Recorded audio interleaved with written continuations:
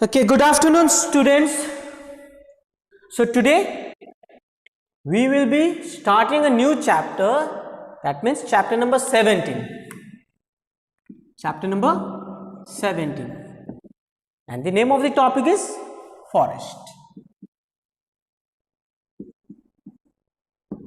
Okay. So in this chapter we will talk about the different types of forest and what constitute forest, why forest is important for the survival, and about different components, then the resources or the things that we get from the forest, and also we will talk about different people residing near the forest. That means we can say tribal peoples, okay, mostly tribal peoples. So first of all, let's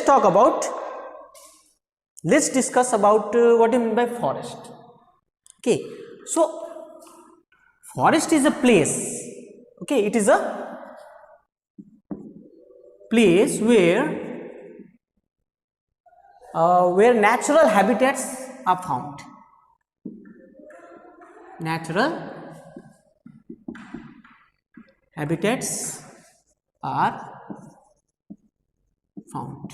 Okay, mean to say that it is a piece of land, okay, a place where we find natural living organism. Okay, living organism means both plants and animals. Okay, that means different types of big trees or wild animals or even some other familiar animals also, okay, are found. So we can say that forest is a natural resources. Okay, so why we have mentioned forest as a natural resources? For various reasons. As for example, number one, it provides shelter to animals or living organism or living things, whatever you can say, living things. Okay, mostly animals.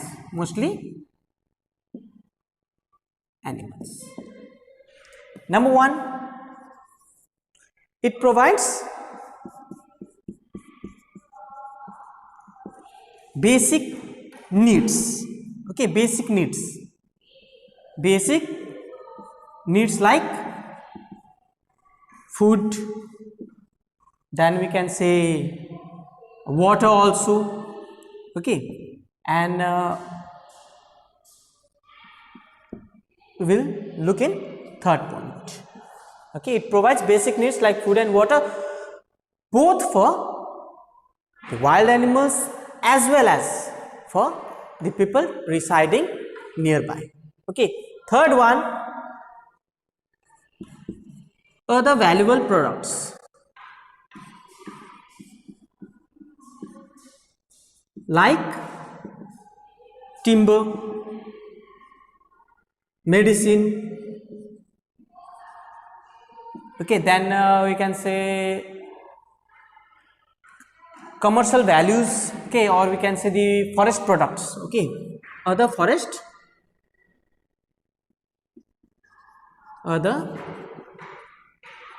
products. So in other forest products we have many things, as for example we get bamboos from the forest, we get honey from the forest. Okay, most of the people they go to forest. We will talk about the layers of forest later on, but first of all we are going to talk about why it is termed as natural resources. So various types of what we can say, medicinal plants, okay, flowers, even fodders for the domestic plants, the timber, rubber, latex, okay, there are many things, okay, that forest provides us. Okay, so we will more talk about, this was all about natural, why forest is termed as natural resources. Now let's come to the definition of forest.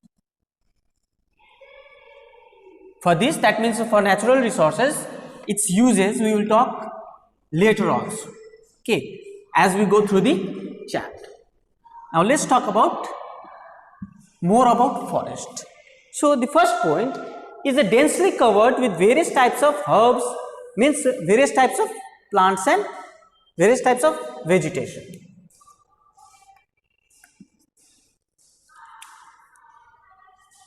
It is a densely covered area with varieties of vegetation. Varieties of vegetation means small plants, shrubs, okay, then we have grasses, okay, or we have grass, then we can say big trees, etc.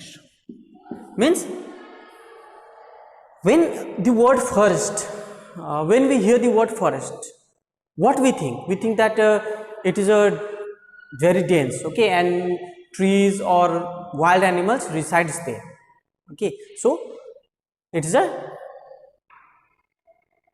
densely covered area. Densely covered area. Number second points. Okay, it provides home for many different plants and animals. It provides home, that means shelter, as I talked in natural resources also. It provides shelter to various animals. Various animals. Various animals means it provides shelter to lion, tiger, deer, okay, even we have birds also, then we have the reptiles, the amphibians, okay, even small insects also we can include here. Number third, or we can say number fourth also. 1, 2, 3. Okay, number third. So it provides home for plenty of birds, animals, insect worms. Okay, that means various animals. Animals are small, can be mammals, birds, reptiles, insects, etc. Okay, so it provides shelter, that means food and shelter. It also provides food and shelter. We can here add provides food also, food and shelter to various animals. Then due to different climatic condition. So this was all about the definition of forest. So if anyone asks you that what do you understand by forest, don't say that it is a jungle, okay, simply say it is a densely covered area with lots of vegetations and wild animals, okay, or you can simply say animals, you don't have to mention wild animals, okay. So this was all about forest. Now let's move towards what are the factors, okay, that means which determines that in various types of forest there are various animals or plants found. The factors, that means if you see that mostly elephants or mostly we just take an example of a kangaroo, okay. Kangaroo is only found in the Australian region, okay, and not at other places. Similar is the way with of what we can say various types of elephants. Mostly elephants are found in African belt and the Indian belts, okay. So it is found in other places also. So what are the factors that determines or that by which we can know that these animals are found at that places? Number one, climate. Okay, that means climatic condition, climatic, or we can say climatic condition. Okay, this affects that what type of animals are found in what type of places. As for example, just take an example of a polar bear. Okay, polar bear are mostly found in the cold areas, okay, and they have adapted themselves in such a way that they can survive in that type of climatic condition. As for example, they have thick fur, okay, which helps them to keep themselves warm. Contrary to that, we have camels, okay, which is found mostly in the dry areas. Dry areas means that it can be found in cold desert or warm desert. Sorry, cold desert and hot desert.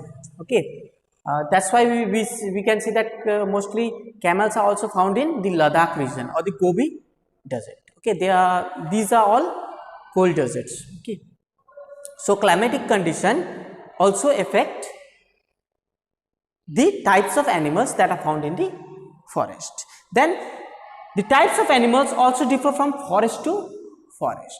As for example, as I told that if there is a densely populated, a dense forest, okay, where vegetations are more, where trees are more, we can find mostly wild animals there. But if the forest is of less dense, then few animals may not be present there. Okay, as for example, elephants are rarely found. Okay, so it depends upon the climatic condition as well as the type of vegetation. Okay, then let's come to another point, that is forest animals and their habitat. Forest animals and their habitat.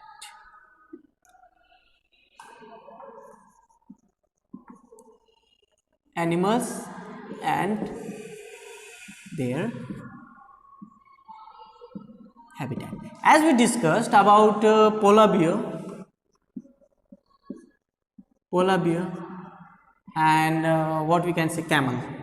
Okay, second one, camel. So they have different types of habitats, and their body structure or their habitats, fooding habitats, their types of teeth, the types of body structure, all depend upon the place where they reside or where they live.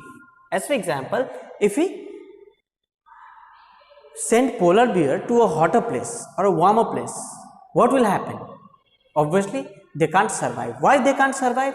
Because they have certain functions, okay, or they have certain external characters like fur, okay, thick fur, which helps them to keep warm. But if that animals are moved to some warmer place, okay, they will die of excessive heat. Okay, similar is the case with the camels also. Okay, they have adapted in such a condition that they can store water or the excretion or what you can say, the sweating process, okay, it's much more less. So we can say that animals and their habitats. So different types of animals we can see in forest. As for example, animals like lion, tiger, giraffe, okay, deer, even wild bear also, not polar bear. Okay, polar bear is different and another wild bear are different. Then we can write at extra. We can see hyenas or what we can see, the fox, jackal also in animals. Then this is of mammals. Okay. Then we have different types of birds.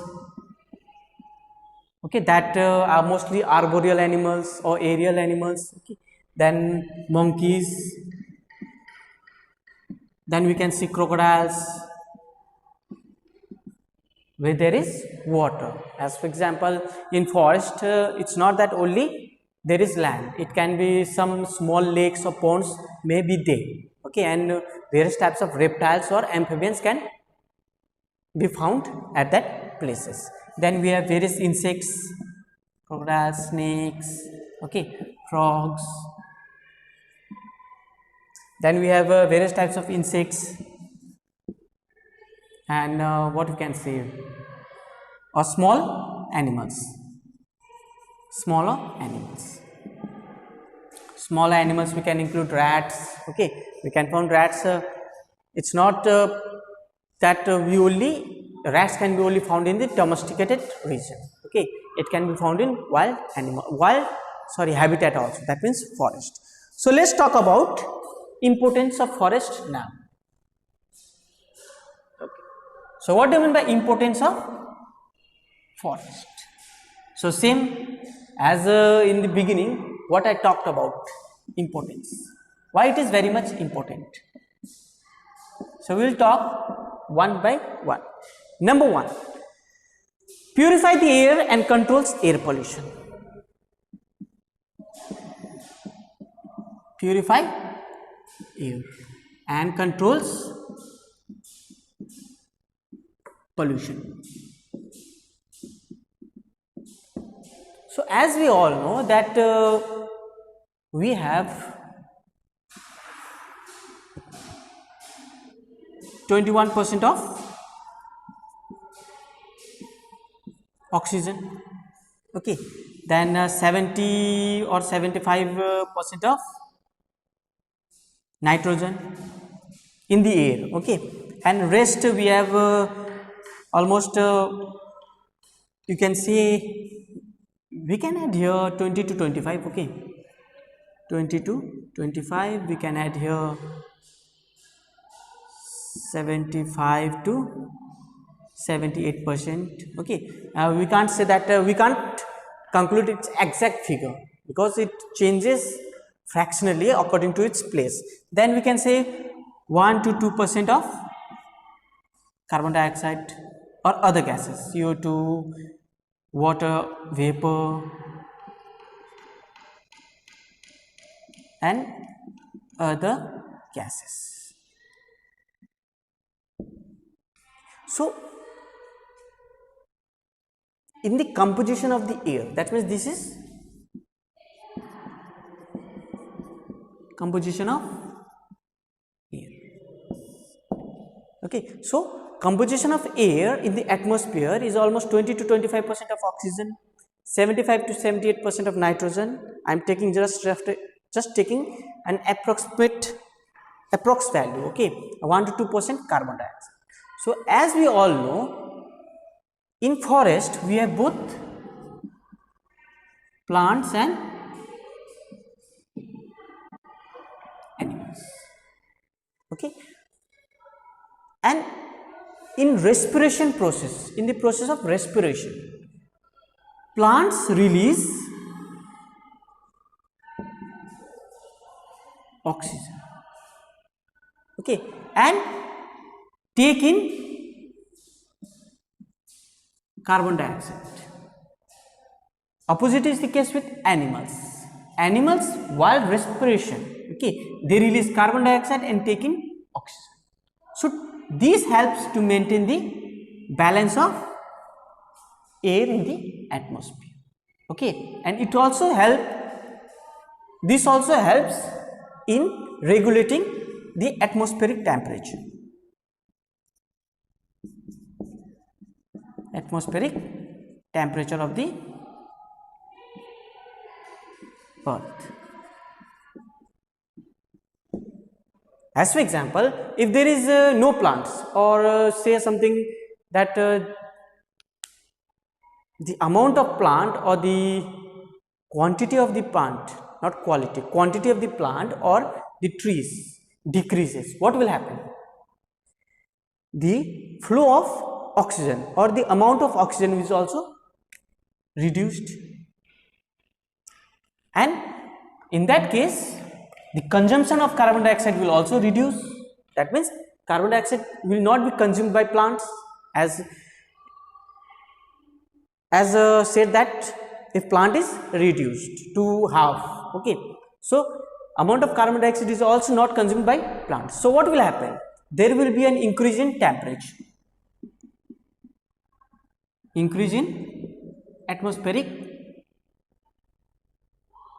temperature. That what we call global warming. Global warming. Nowadays we figure out this word global warming nowadays, and this was caused due to the excessive cutting down of trees or converting the forest area into a cultivated area or for industrial area due to increase in population, okay. So we can say that to purify air and control pollution, forest is very much important. The plants or the trees, plants, small plants or bigger plants that we can see at our surrounding, okay, they don't provide that much of oxygen. Okay, that means they can't control the temperature. So forest is very much important to purify air as well as to control pollution. Number 1. So this was all about the first topic, that is purifying air and control water pollution. So in this sense, we can conclude that in near future, if the forest cover is reduced, what will happen? We will face many problems related to global warming. Okay, as for example, the glaciers can melt, or the water level of the rivers may rise, floods can occur. Okay, then various types of disease can be discovered or can be emerged. Okay, so second one, regulate temperature and help rainfall. Regulate temperature and help rainfall. Same is the process. Okay, how it regulates temperature? As I told that it helps in cooling the atmosphere. That means it regulates temperature. Okay, as for example, if half of the amount of vegetation or the forest is cut down, or the trees or the plants is being cut down, what will happen? There will be an increase in temperature. Okay, then helps rainfall. How does it help rainfall? In the process of, by the process of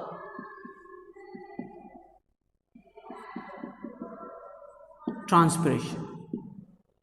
Okay, and somehow we can say, we can't say about evaporation. Okay, because evaporation mostly take place with the water bodies.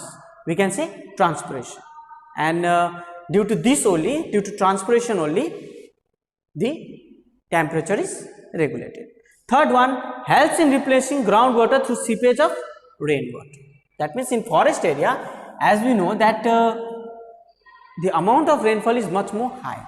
That means in forest, rainfall occurs frequently due to transpiration and more amount of what we can say, the water from the ground is being absorbed by the plants. Okay, that's why we can see that in mostly in forest we see big trees with a big leaf. Okay, so that they can transfer more, or the transpiration can take place in a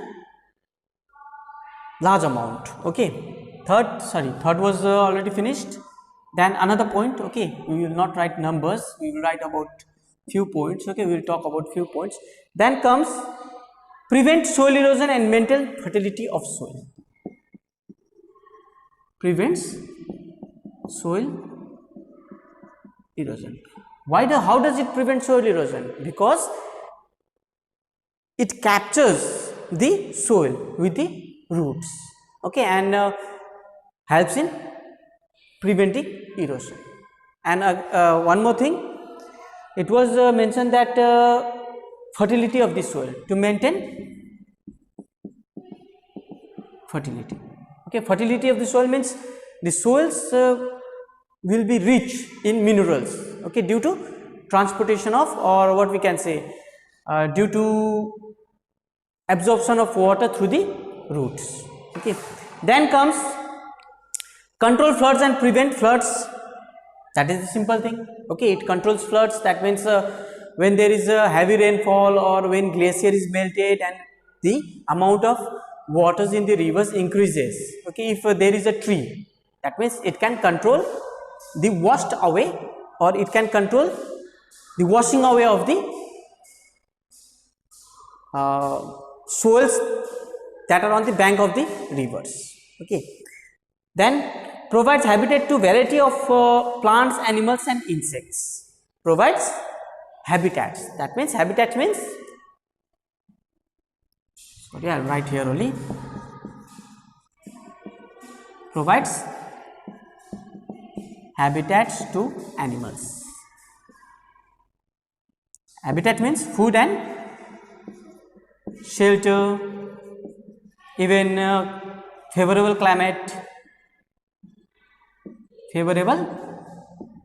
climate or climatic condition, etc.